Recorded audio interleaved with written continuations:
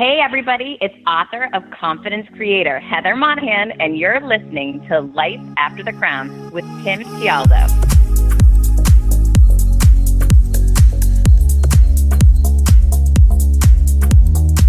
Hey everybody, welcome to the Life After the Crown podcast, where each episode I bring you interviews with former pageant contestants, title holders, and women of influence who are now succeeding across many different industries in the real world. My name is Tim Tialdo, TV and pageant host, entrepreneur, author, and somebody who just wants to help you become better. Now, if you're wondering what life looks like after pageants, the advice, the stories, and the interviews that you hear on this podcast will not only inspire you, but help make your transition from pageants to professional life a bit easier to handle. So if this is your first time listening, thanks for tuning in. We're glad you're with us. Let's get started. My guest today is a best-selling author, keynote speaker, entrepreneur, and founder of Boss in Heels. Having successfully climbed the corporate ladder for nearly 20 years, she is one of the few women to break the glass ceiling and claim her spot in the C-suite. As a chief revenue officer in media, she is a Glass Ceiling Award winner, named one of the most influential women in radio in 2017, and Thrive Global named her a limit-breaking female founder in 2018. Her new book, Confidence Creator, shot to #1 on Amazon's business biographies and business motivation lists the first week it debuted. She is a confidence expert and is currently working with Fortune 500 companies and professional sports teams to develop confidence in the workplace and on the court. She's also a member of Florida International University's Advisory Council to further serve as a mentor and leader in the South Florida community. She and her son Dylan reside in Miami, Florida. The Boss in Heels herself, Heather Monahan, welcome to Life After the Crown. Thanks for being here. Thanks so much for having me, Tim. I'm so excited. Yeah, well, I'm excited to have you on because you are a true lady boss in every sense of the word. And, you know, my audience for this podcast is an army of basically up-and-coming lady bosses. And as with anything you do in life, having a mentor or someone to show you the way forward is always an important. And, you know, when it comes to building your confidence and shutting out the negative voices, doubting yourself, these are all areas that you've dealt with. And could you just talk about where this confidence that you created for yourself started? That's hard to answer because, I grew up poor and I had very low self-esteem. And my entire life was focused on generating income. I never wanted to suffer. I didn't want to struggle. And I just hustled and outworked everybody as a kid, with a paper route, waiting tables, eventually bartending. And that led me into sales. And, through those next couple of decades, I'm 44 now, I wasn't really paying attention so much to what my confidence was like. I wasn't that self-aware at the time. However, I was doing exceptionally well in business, and I thought that was confidence.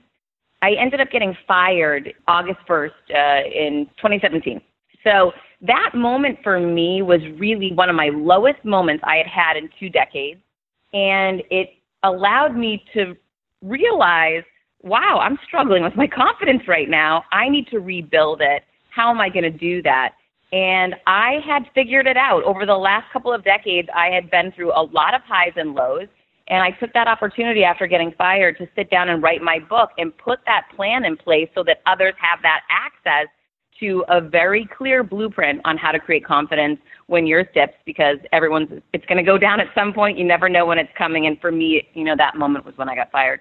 So was it a blueprint that you used throughout your career, or it's the blueprint that you formed after you were fired? Those are, that's interesting. Through 2 decades of work and success and challenges and divorce and highs and lows, I was figuring out how to create confidence and bounce back from adversity. However, I didn't realize it at the time.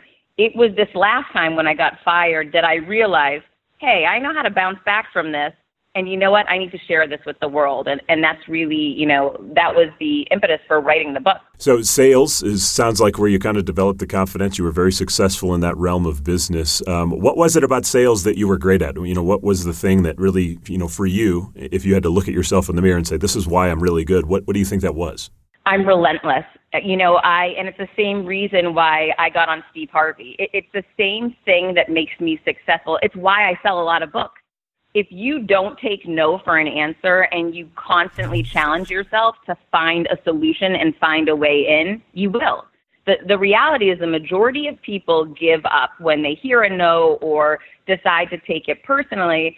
And I decide to take it as a challenge. So, the Steve Harvey example is a great one. It's very recent. It was January. I had wanted to get on that show for a while and had pitched myself, and crickets. I hear nothing back. So finally I said, forget this. I'm going to send a life-size cutout of myself to his executive producer with a note that says, while you might like having me in your office, you'll like it even more when the real living and breathing Heather is there. Give me a shot. Let's do this. And immediately I got a response. So it's really about, how can you make yourself unique and stand out in a sea of mediocrity out there so that you do get the call back. And I've really, throughout my career, taken that as a challenge instead of as a negative, where I think some people see it, negatively. Well, I love the approach. I think I might have to use that cardboard cutout idea. That's pretty innovative. Way to go. It works. Yeah, definitely did. So, as you mentioned, you were on Steve Harvey. You've been on Home and Family, Dr. Drew recently. You were on KTLA with our good friend Lou Parker. This topic of confidence and empowerment, no doubt seems to be a topic that I guess for you is kind of media gold these days, yes? It is, but it's like anything. You still have to connect the dots from whether it be a date, so recently we were around International Women's Day, so really leveraging and capitalizing on the time of year and, weaving together a pitch. So yes, it's a popular topic, but that doesn't mean someone's going to put you on your show just because there's a million people out there talking about confidence right now. So why you? And this goes back to sales. Why should it be Heather Monahan that's on the show instead of Rachel Hollis or all these other women that are out there, Sheryl Sandberg, that have written amazing books, around that same theme and topic.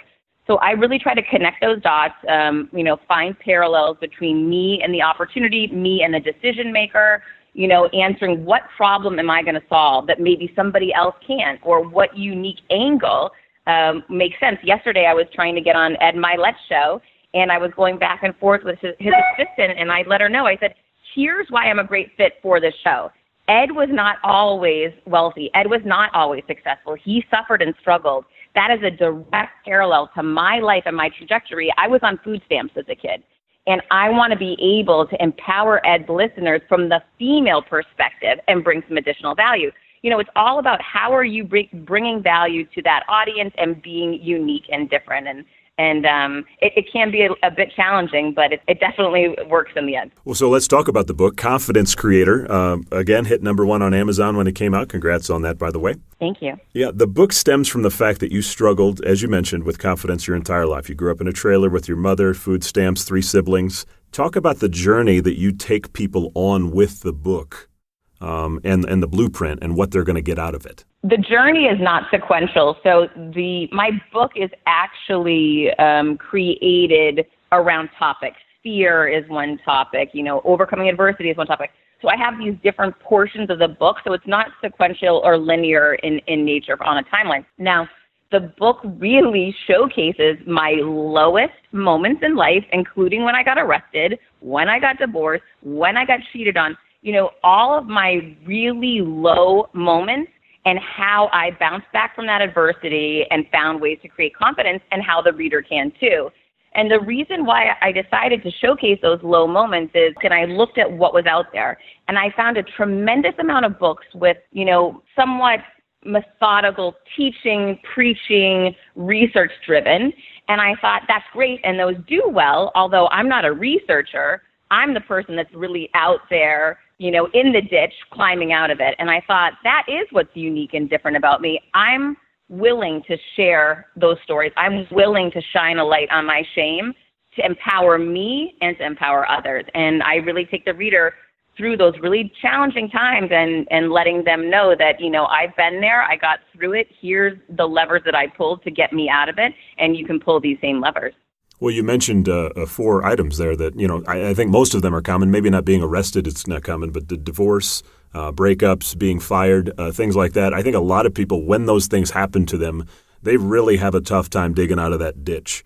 Was there a certain tactic that you used to dig out of that ditch? When, for instance, in 2017, when you were fired from an executive level job that you'd been in your whole career? Yeah, there's very specific things that I did. The first thing that I did was I asked for help and I put it out on social media. And a lot of people said to me, oh my gosh, Heather, this looks pathetic. It's terrible that you're doing that. Remove the post.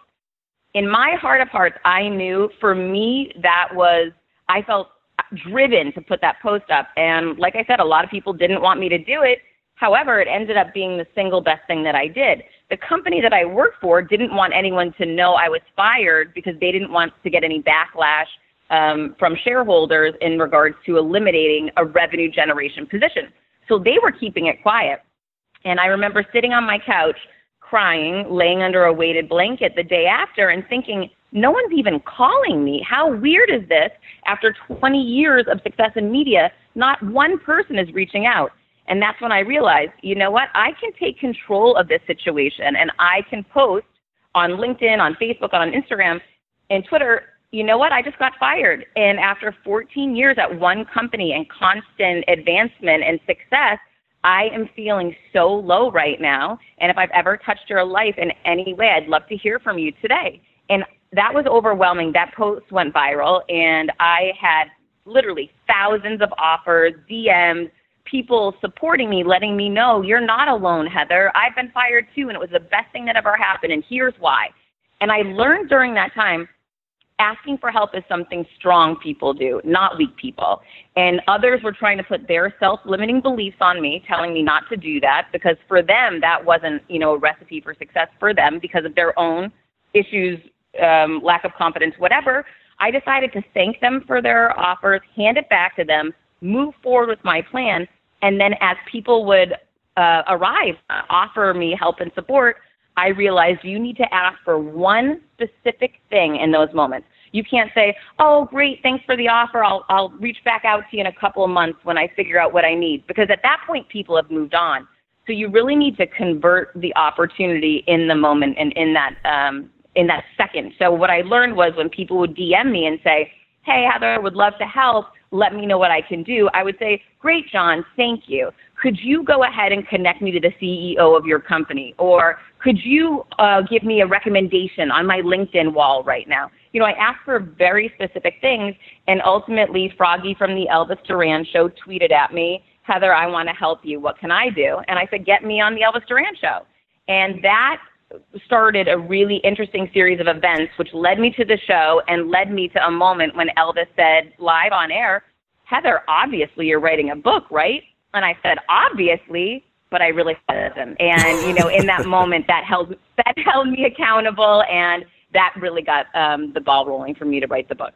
Well, there's one part I wanted to dig into there because I think it's a very interesting part, and that is you were very successful in your career, and you get fired, and I think a lot of people at that point, their pride sets in, and they're like, I'm great, people should be coming to me, and you had the humility to reach out to others. Do you think a lot of people, in positions of either influence or power, take the other route where they're like, you know what, people should be coming to me and I'm just going to wait? I would advise against that, but yes, I agree with you. I don't think it's the normal strategy because you really have to be vulnerable. You have to, take that risk. It's like, standing on the ledge and not knowing what's ahead of you and jumping anyways. And for me, I knew in my heart of hearts, I've really learned to hone in and listen to my intuition and act on it. And anytime I hear my intuition speaking to me and I act on it, good things eventually happen. It might not be that first second, but it started a series of events that within a month led me to that show, which led me to writing the book, and I never knew I was writing the book. But if I hadn't listened to myself, if I hadn't had faith in my own inner voice over everybody else's, I would have never gone there. I don't know that the book would have come out. So it's really about taking that risk and betting on you. So when he said, you're writing a book, right? How long did it take you from that point to figure out how you were going to write the book? I believe, and this is, my method and strategies from business and corporate America, people complicate things, and I don't believe in that. I believe in simplicity. So what I did was I got on the plane, I Googled, how do you write a book? I'm not kidding either. I saved it. I printed it out and I still have it here at the house, and I look at it sometimes. It's so funny. So basically, I looked through a number of documents, and what I saw was you just have to write. You don't need to overcomplicate this. So I decided, okay, I'm just going to sit down and write. And within 2 weeks, it probably took me 2 weeks of sitting down. At first, I was writing how much I hated the lady that fired me. It was really emotional. But then over time, I started realizing this isn't the first time I felt like this. There's other times I felt low. And how did I bounce back those times? And that's what I started writing about. And then over that 2-week period, I started saying, I think I'm writing a book about how to build confidence. And then I kept writing, and then I found my editor. And then my editor helped me to shape it, and he would say to me, you're not filling in all the details here, Heather. When you bring someone into your life that's far ahead of you, he had written 19 books. I had written none. So he was able to help direct me and, point out where I needed to put in additional work or information, and I really fast-tracked. Once I brought him on board with me, we moved so quickly, and I was done writing the book. I was fired August 1st. I was done writing the book January 1st. And what took a long time for me was the self-publishing process was really slow and painful. I started that in the middle of January, and the book launched May 22nd. So, yeah, it was all done within under a year. You self-published your book, and you hit #1 on Amazon in a category. I don't hear about that very often. How did you go about making that happen? So this is so funny. I never knew if I'd be a good writer, right? Because I wasn't English lit major. I didn't go to Harvard. I was a salesperson.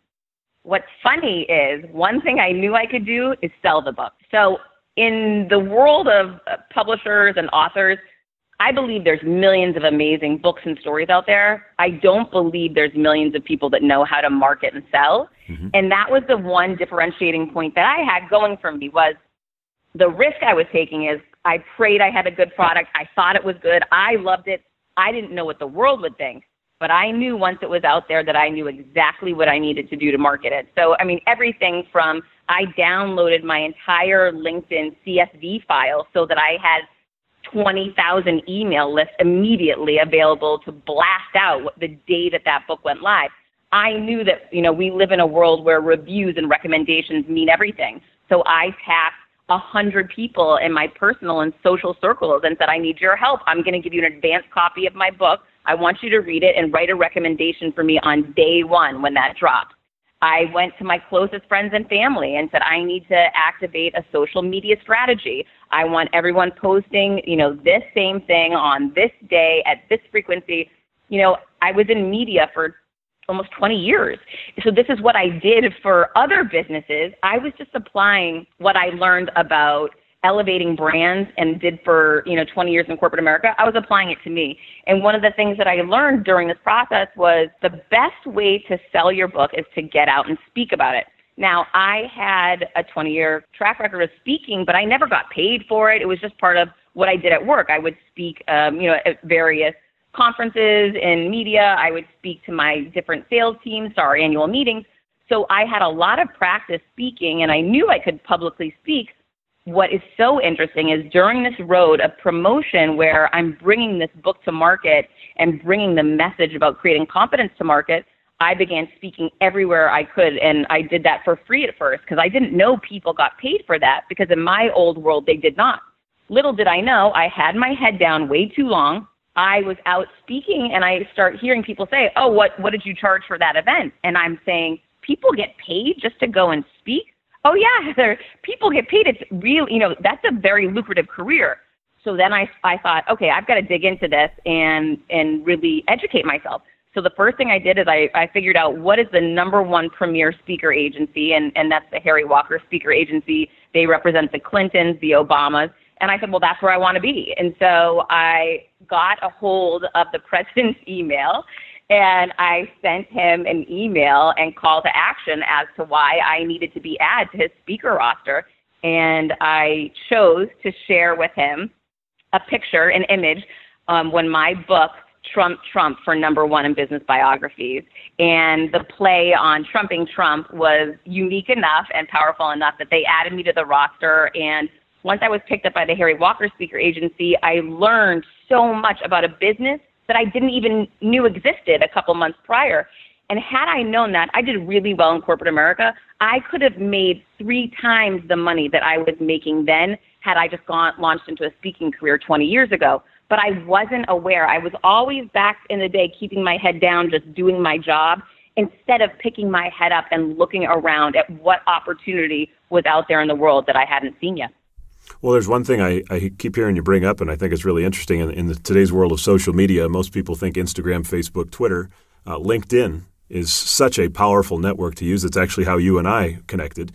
Talk about how you've used it to really build up your business. Oh my gosh, Tim, we need to make sure everyone launches a LinkedIn account right now if you don't have one.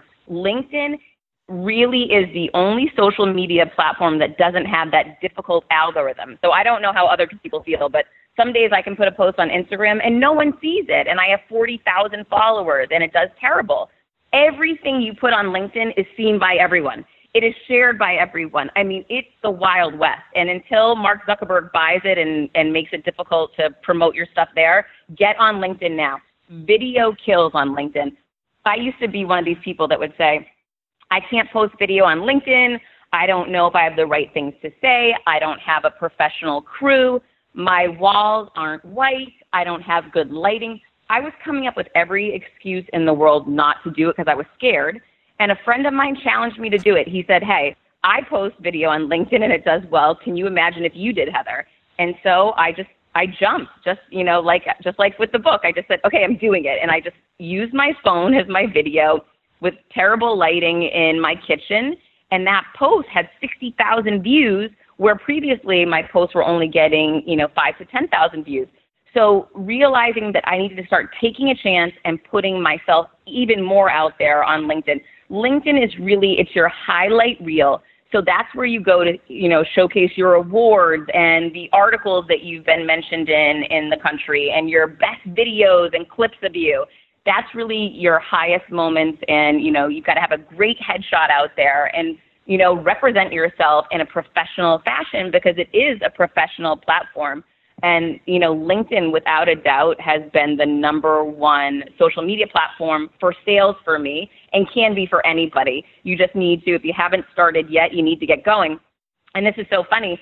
One of my video posts that I shared found its way to a Harvard professor, and that professor DM'd me and asked me to come teach his class at Harvard, which is, bucket list to me. I never could have gotten into Harvard, and I had Harvard on such a pedestal. And it's so funny because when I taught the class, I taught the class last week, and I was nervous going into it. What am I going to teach Harvard kids?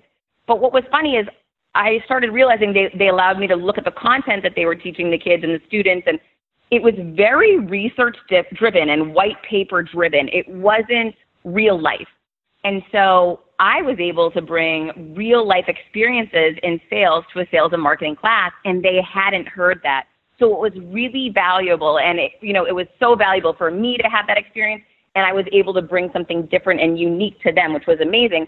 But I would have never had that opportunity if I hadn't posted that video just of me talking about a sales challenge I had that day. That one action started a domino effect, which ultimately, ended up landing me an opportunity to teach at Harvard. And, LinkedIn has just been such a phenomenal connection point for me. So I definitely recommend that everybody get on there. Well, you mentioned when you went to market your book, you downloaded the CSV file of all your contacts on LinkedIn. How do you go about building your network on LinkedIn? Do you just friend everybody, or do you go tactically about it? No, everyone. I believe in massive reach. So for me, I want an open profile where anyone can follow and connect to me, and that's what I do. And, the people that have really risen up to be champions of my brand, my book, and my courses are not the people I thought would have. So I'm so grateful that I did take that strategy that I would connect with anyone, and of course there are going to be some crazy people, and then you can always just block them or not, answer them.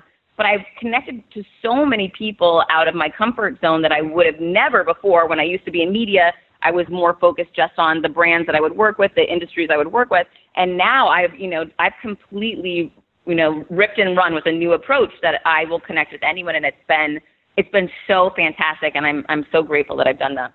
And congratulations on the Harvard gig. I know in academia, it is very intellectually white paper driven, as you mentioned, and just entering that real world aspect into their sphere of influence tends to kind of shock them, and it's pretty funny. So that's cool that you got to do that at Harvard. Your mission is to empower others to create their confidence, to live their life to the fullest by showing them their own unique strengths to achieve success. Now, in the pageant world specifically I'm talking about here, most women, they do begin competing because they want to build confidence. They want to get up in front of an audience. They want to maybe hone some public speaking skills. So for those of them that fear just starting, just actually doing it, what do you say to them about building that confidence to take the jump? If you're happy where you are currently, assess your life, then keep doing it the way you've been doing it. If you're not happy, you need to take action and do something, right? Because change isn't going to happen by chance. It'll happen by taking action. So one of the things that I do is when I feel afraid, I now believe that we're taught incorrectly.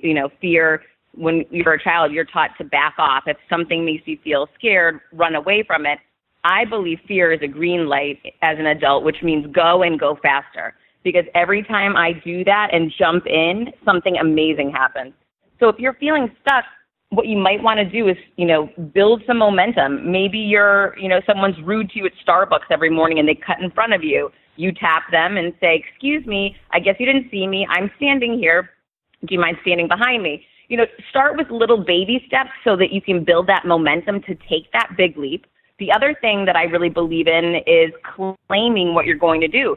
Put it on social media. I'm jumping into an exciting new career. I'm going to start pageants, and I'm so excited. Would love to hear if anyone has experience with this. Once you put it out there, you're going to hold yourself accountable to it. You need a deadline. You need to give yourself a very clear goal and deal in specifics and have a date that you are going to move forward. It's great if you can tap someone to be your accountability partner that's further ahead than you. Maybe you know someone in that business and you can reach out to them and say, "Hey, I'm looking to make the leap into this. I'd love your support and, want to see if I could speak to you for a couple minutes on tips on how to get in or how to get started." But when you deal with someone that's much further ahead than you, it really helps you take off there, much more quickly. And then the other thing I do is I keep a list of past accomplishments, past moments in my life where I felt really scared to do something and it ended up going great, ended up going well. And I use those as indication that this next leap's going to work out for me too. Great advice there. I love that. I do want to talk about something that I know many women who listen to this podcast deal with, and I know that you have dealt with, and that is being bullied. And when I say bullied, I don't mean the physical form, more the social and psychological form of bullying, especially on social media these days, which is where it's most prominent. Can you talk about how you dealt with bullying and some tactics that you used to deal with it? Yeah, I've got some good ones. So it's funny, when you become an author, there's all these platforms where people can evaluate you from the privacy of their own home and from behind a computer. And when you create something and put your name and face on it, you really take a big risk and you make yourself very vulnerable. So, of course, the haters are going to come. I'm doing something different and unique. So on the Goodreads platform, a woman named Barbara with a ghost face, no photo, no details, nothing, with a newly created account, rated my book a 1. And she did not put anything in text, just gave it a 1 star, which sounds like that's not a big deal, but getting a 1 star brings your overall rating down significantly. I had a 5-star rating. So when I saw that, I was so angry that this was, someone who wasn't even confident enough to put their picture up there or own who they were. And listen, if you hate my book, claim it. You should say, "I hated this book because A, B, C, and D." But this person obviously was bullying me. It was someone who knew me. It's probably my old boss that fired me, which in fact her biological given name is Barbara. So what I did, I took a screenshot of that, of what she had created, and I put it on all social media platforms. And I wrote an op-ed to Barbara. And I said, "Barbara, I'm taking this to social media in hopes that there's some chance you actually see this, and I have a feeling you will. So here's the thing. You didn't read my book, Barbara, because if you did, you would be proud to put your photo up there. You would be proud to claim who you are and why you don't like my book. Now, my book might not be everybody's favorite book. Maybe you don't see it as a 5-star if you've read it, but it certainly is not a 1-star. So if you're going to, be bold enough to come out and leave someone a 1-star, there needs to be a reason for it. But I think we all know the reason. You didn't read the book. You're very upset with me, and I think we all know who you are." And I put that out on social media, and it was hilarious. What happened was it's reversing the bullying. I'm not going to put up with that. And I've done that a few times. I've had men send me like really creepy messages, and a couple times I black out their name and I post it. And it stops that poor behavior because it's calling that person out. What you're doing is not okay. And you think you're hiding behind a ghost account and hiding behind your computer. Well, you know what? I deserve better than that. The world deserves better than that. And you should really deserve better than that too. And so when I put that out there, it was really cool. So many people stepped up and said, hey, Heather, I've read your book, love your book, and never thought to rate it. Now that I see this, I'm going to go rate it right now, and really helped me build a lot of ratings and reviews very quickly, which kind of, foiled Barbara's plan. But I really believe in, when you are a real, authentic, transparent person, putting things like that out there when people try to undermine you, it rallies others around you, because we've all been bullied. We've all had those down moments. Now, when my son gets bullied, again, I'm 44, so it's a little different. My son got bullied at school, and I had a very specific strategy I implemented with him, and it worked. Every night when he went to bed, we focused on 3 things he was grateful for. We wrote them down in his gratitude journal in his room. When he got up in the morning, I said, who do you love? And he would say, I love myself. And that took a lot of practice for him to get really comfortable and confident saying, I love myself. And then when we would drive to school, I would either play Kendrick Lamar's I Love Myself, or this really positive playlist that I have that we like to rock out to, and we would talk about, what are you looking forward to today? And we would try to focus on the positive things that were going to come. Oh, I have practice after school. I have this or that, and really try to reframe that there was a negative situation going on at school. We didn't have control over that child that was bullying him. We did have control over him. And so when he shifted his mindset, when he created confidence for himself, the bully ended up going away. Well, I want to talk about, we'll put her in air quotes, Barbara. When you were fired, and, that hurt. And I think we all have that person in our lives that we look back on that is either, given us a terrible situation in our life which really hurt, or they bullied us, or they made us feel less than great. Do you use that as fuel, or do you just try to forget it? At first, it really consumed me for a while, for a couple of months, and I would Google her, and I wanted to see what was happening now that I was gone. And, then I realized wherever I put my focus is where my energy goes. So I was actually giving this woman my power.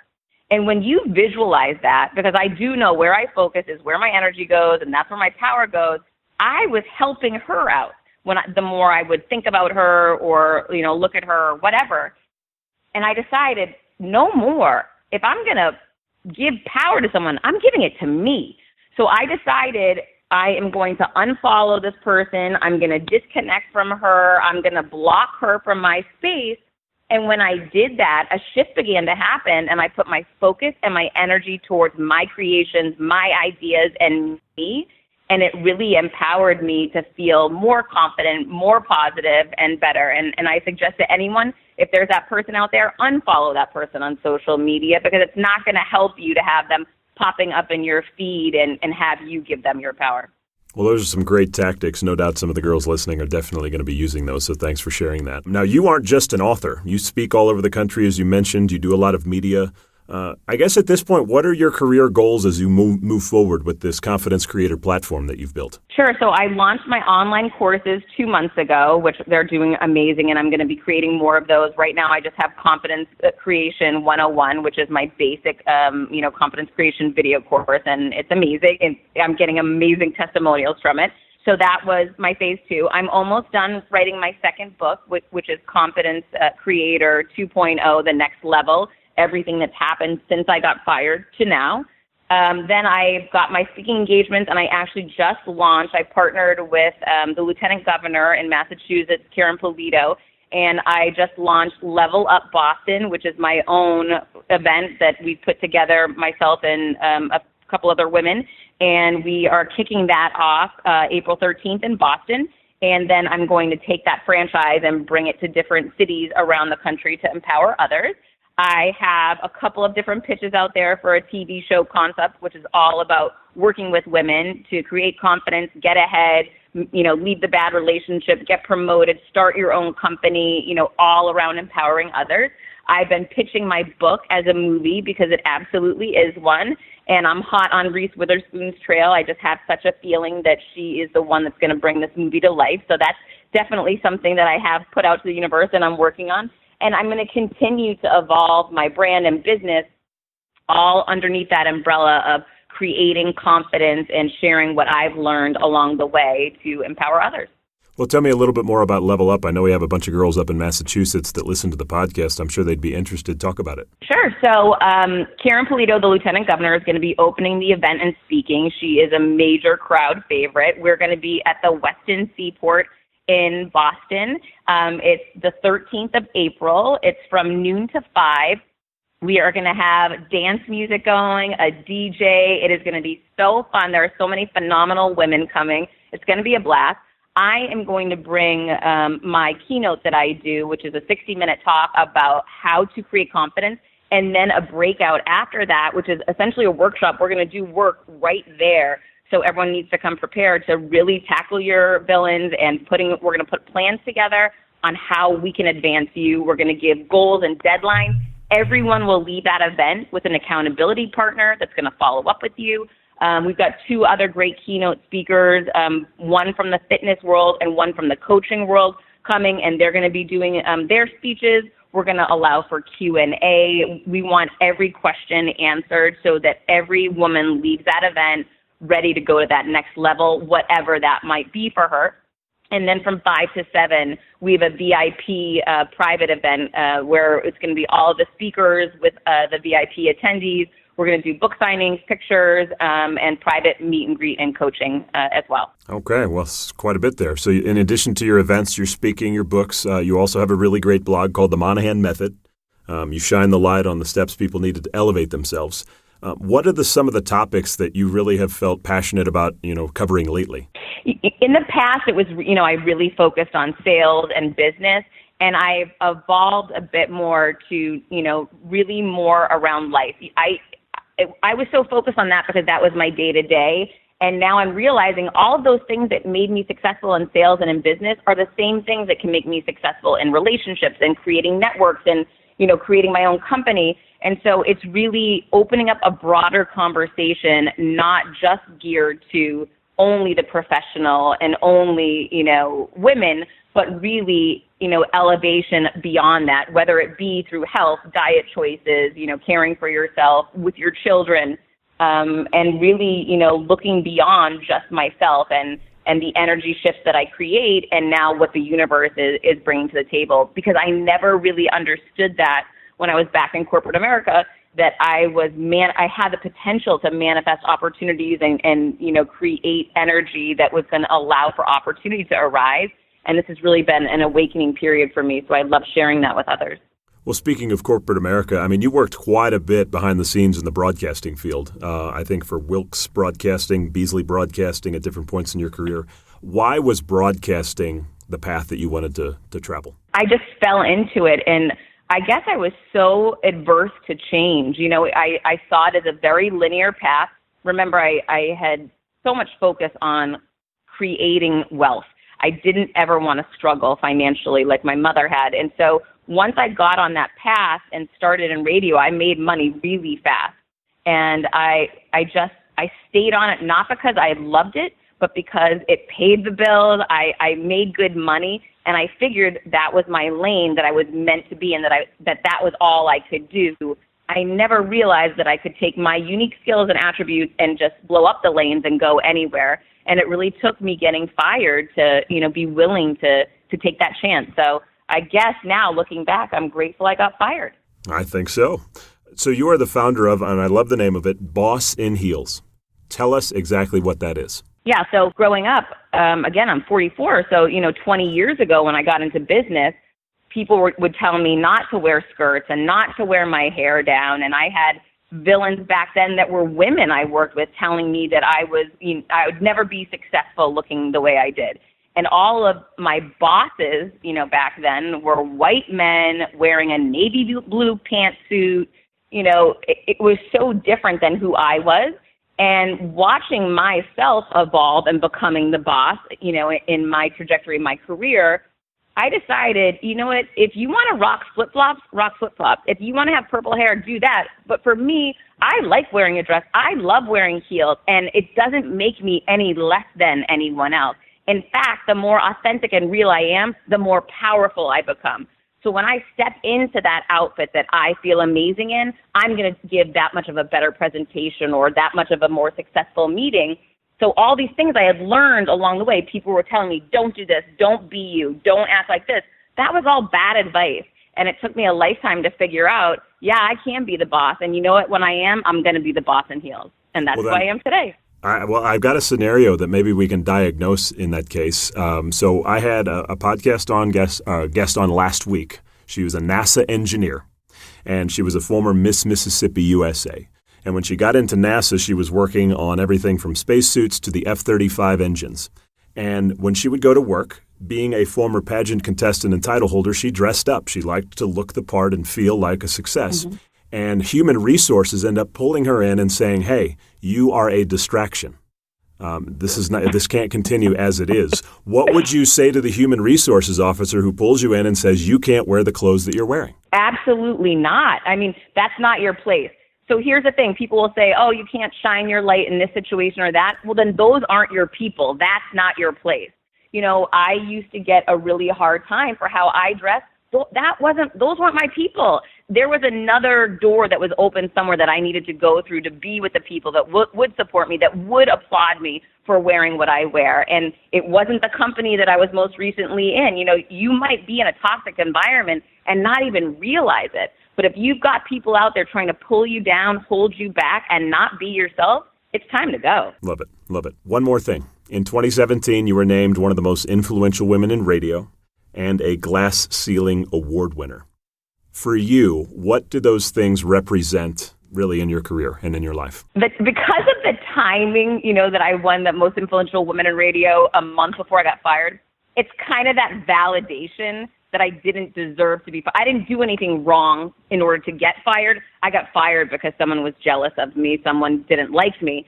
So for me, that's why that one award really, you know, thumbs up. I'm so glad that I got that award because, yes, that might have been the catalyst that pushed her over the edge and why she had to fire me right after that. But for me, it's kind of that, you know, I go out with a bang. And I don't think most people win an award like that and then, you know, get fired from their job. So it's just kind of that, it's that pat on the back that I'm glad that I had. The timing was really serendipitous.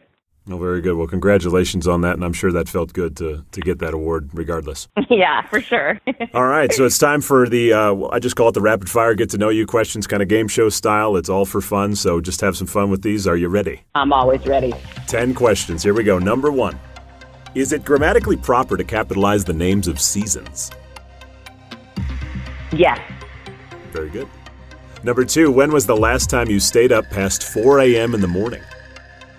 Oh, my gosh. I don't even know. I have an 11-year-old. So, I mean, it's got to be so decades? long. I mean, it's been, no, not decades, but definitely years. Okay. All right. Number 3, what is the lamest dessert that people try to pass off as a dessert? Flan. I totally agree with that one. Flan. Absolutely. I don't like it. Number 4, when you fly on a plane, do you wear a neck pillow? No, never. I never have either. I tried it one time and I got cramps and that was it. Number 5, do you like Disneyland? I do. It really is a magical place. And because I have a child, I have been there countless times. And we actually recently went back and my son really liked it too. It's a really neat place. Okay. Number 6, how would you rate your karaoke skills on a scale of 1 to Mariah Carey? Oh my gosh, I have the worst voice in the world. However, I am an amazing dancer and I should be a backup dancer. I should have been on Fly Girls, not J-Lo. So I think when it comes to karaoke, I'm killing it. I'm all-star. All-star, I love it. Okay, I love the confidence. Confidence creator right there. So number 7, what is the name of the street that you grew up on? Acushnet. Spell that. Acushnet. It's in Worcester, Mass. Did it have a meaning to it? Or was it just a random name? No, random. Totally random, okay. Number 8, what's your favorite clothing brand if you have one? I really like Rag & Bone right now. I think that's a great line. And is that, what type of wear is that? They have everything from, you know, blazers to dresses, skirts, blouses. They've got it all. Rag & Bone. Okay, very good. Number 9, on your burrito, black beans or refried beans? I don't eat burritos. No, okay. No burritos are very good. Number 10, would you rather come face to face with a miniature hippopotamus or a giant cockroach? And remember, both are in a bad mood. Miniature hippopotamus. Yuck. I hate bugs. You have no idea. I hate bugs so much. So cockroach is definitely out. Totally. Okay, well, you are off the hook. Congratulations. Thanks for ripping through the 10 questions there. You did a really nice job. Thank you. Hey, well, look, this has been an awesome interview and tons of great information, tactics, skills, all kinds of stuff and information that girls can use. And I really appreciate the time. And I know you are a super busy woman. So, again, I do appreciate you taking the time to come on the podcast. And I hope we can certainly stay connected and possibly do some other stuff in the future.